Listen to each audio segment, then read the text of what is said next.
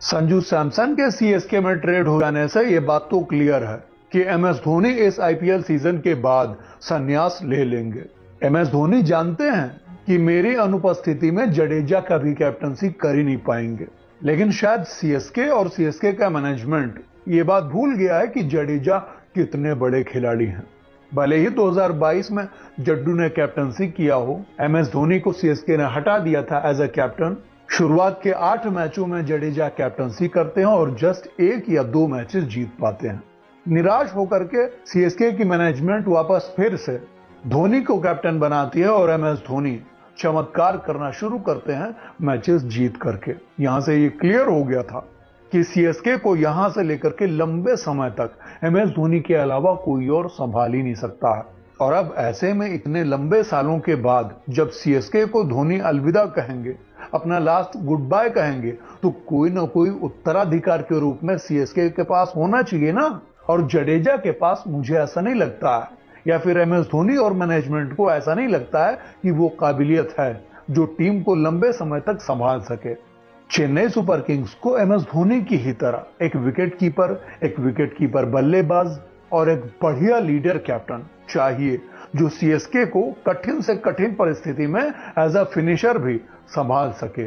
और ये जड्डू और सैमसन की ट्रेड किसी और के दिमाग की उपज नहीं हो सकती है, बल्कि ये शार्प माइंडेड एमएस धोनी की ही उपज है।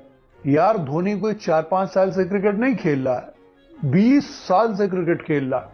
तो एमएस धोनी ये बखूबी जानते होंगे कि संजू सैमसन के पास इतनी बड़ी काबिलियत है कि आगे 10 सालों तक चेन्नई सुपर किंग्स को अपनी बढ़िया कैप्टनसी, बढ़िया फिनिशिंग और बढ़िया विकेट कीपिंग से सर्व कर सकते हैं। संजू सैमसन के भी बारे में आप जानते होंगे कि संजू राजस्थान रॉयल्स के कैंप में नहीं रहना चाहते हैं। अच्छा, ये एक तरफ से टोटली डायरेक्ट स्वैप है। 18 करोड़ के संजू सैमसन, 18 करोड़ के जड्डू।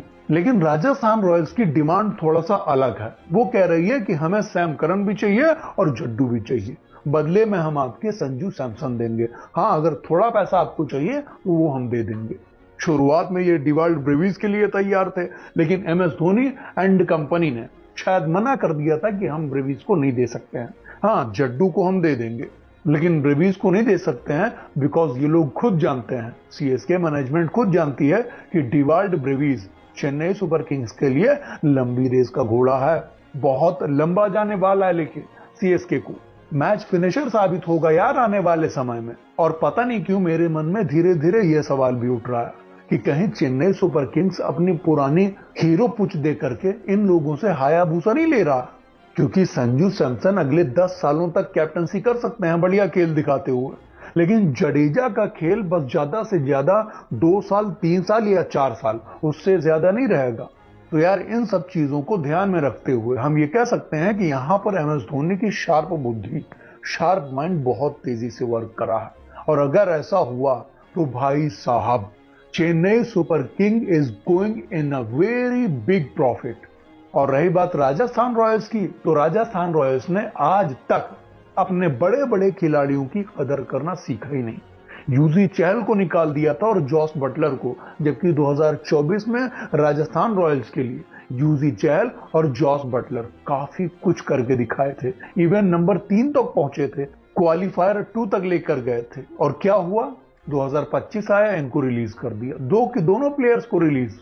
और अब अंत में पता ये चला कि यार 2025 के सीजन के बाद संजू सैमसन भी इनके साथ नहीं रहना चाहते हैं। तो आखिर माजरा क्या है?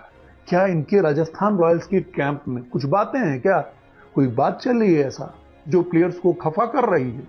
और अगर ऐसा रहा तो मुझे नहीं लगता है कि दोबारा फिर से कभी भी राजस्थान रॉयल्स की टीम आईपीएल का खिताब जीत पाएगी। भाई साहब, आप अपने पैर पर कुल्हाड़ी